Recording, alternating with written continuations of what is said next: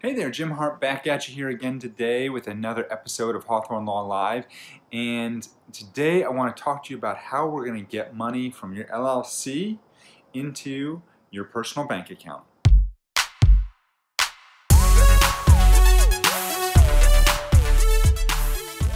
Hey, my name is Jim Hart. I am the founding attorney here at Hawthorne Law, and we work with online entrepreneurs to help them protect their legal butts and assets. And today, like I said, I want to talk to you about how we get money from your LLC or your corporation or whatever it is that you've chosen as your business entity into your personal bank account. And that's the goal. That's what everyone wants to do, right? Before we go any further, I want to ask you to take a minute and make sure you subscribe to our channel and leave a comment below if you've got a question. I use those comments to develop content for future videos, and so today's video is because somebody asked a question about this, and that's why we're producing this. Also ask you to give me a thumbs up or like the video, and make sure you click that little bell somewhere around there, and so you'll get alerted every time we post new videos. We post videos once or twice a week now, and answering all your questions related to online business in terms of the legal aspects of online business. All right, so let's get right into it. The question today is, let's see, as an LLC, and I've actually got two questions because they kind of go together, but the first question is, as an LLC, am I required to take a salary? Can I keep any and all monies in the LLC?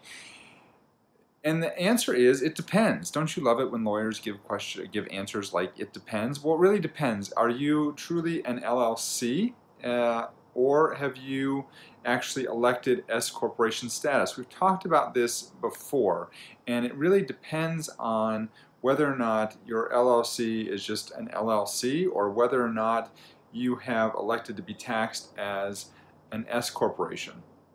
Assuming that you are just truly an LLC, then you can leave all your money in the business. And the reason for that is because at the end of the year, when you do your tax return, and I've got another video about this that I'm going to put up here with a link to up here as well. But when you do your tax return, your LLC is going to show income from wherever sources you derived your income from during the year, and then you're going to have listed out all your expenses.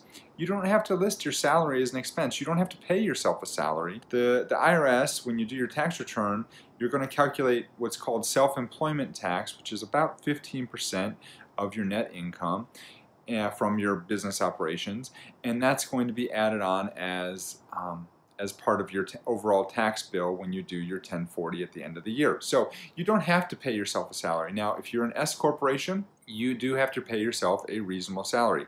Now, you can be an LLC and elect to be taxed as an S corporation, and then you would have to pay yourself what's called a reasonable salary. And I'm going to do another video about that.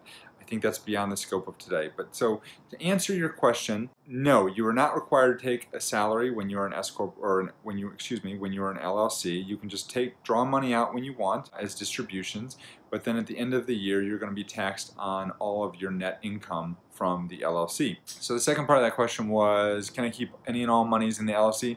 Absolutely, you can. That's perfectly fine. You can do that. That's not problem. So there you go. If you get what I'm saying, if you understand what I'm saying about the fact that you can keep all your money in an LLC and you don't have to take any money out as taxes or as a salary, excuse me, go ahead and drop a comment below and just type LLC and let me know that you get what I'm saying, you understand the concepts here. That would be really helpful. Now, bonus question today. The bonus question today is, how does a CEO of a corporation pay themselves $1 a year? That's not a reasonable income. It's more like tax avoidance. Actually, it's not tax avoidance, and the reason why is because the corporation, most corporations that have CEOs that are, and you hear about CEOs that are making hundreds of millions of dollars, those are C corporations. C corporations pay their own taxes, which means that they pay tax on the revenue of the corporation less the expenses. That's what they're going to pay taxes on. So if a CEO pays himself $1 salary, they're actually costing the corporation more because the corporation is going to have to pay more in taxes. But what typically they do is they're being paid some other way. They might have stock options that are being granted to them that they will get taxed on later. They may receive stock grants as well. And so they probably are doing a lot of deferring of their income. But by paying themselves a $1 a year salary, that is not actually tax avoidance. Now, if you are an S corporation, which is different than a C corporation, paying yourself $1 a year, that may or may not be reasonable. It really depends on what would somebody who had a job doing what you do, what would they typically get paid? Is the business making money or losing money right now? There's all sorts of different factors that go into play in what is a reasonable income or reasonable salary for an S corporation. Again, that's the subject of another video. I'm going to talk about that here in the next several weeks because somebody else has asked about that as well. So just so you know, when you see those CEOs, they're taking $1 a year salary, they are not avoiding taxes, and they are not, that's not what's going on there. That's perfectly legal, and actually what they're doing is they're passing more money on to the shareholders in the form of dividends because there's higher net profits for the business. Now, the business will probably pay more in taxes, but that's okay. All right, once again, I just want to ask you to, if you like this video, give me a thumbs up. If you didn't like this video, I guess you can give me a thumbs down. I'd really prefer the thumbs up, as you can imagine. But, do whatever you feel comfortable with. Some people like me, some people don't, and that's okay.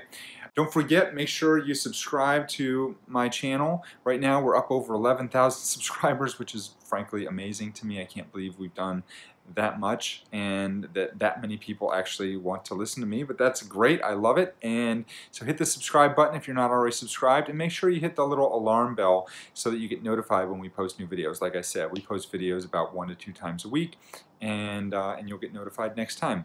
All right, well, that's it for today. I do want to let you know before I go that I do have a special training, a special live training that's coming up on Monday, October 16th. If you're listening to this before October 16th, then you can go ahead and sign up for that training. Go to jameshartlaw.com/training. I'm going to include a link up below or up above, and you can go ahead and sign up for that. I'm going to be talking about the 7 deadly mistakes that online entrepreneurs make when starting up their online businesses, or even if they have been going for a little while. Sometimes people made these mistakes when they started and they never fixed them, and that's okay too. So I want to make sure that we can get you on the right path so that you can have a profitable and enjoyable business that supports you and the lifestyle that you're looking to live and lead. That's it for today, folks. Until next time, have a great weekend. Peace.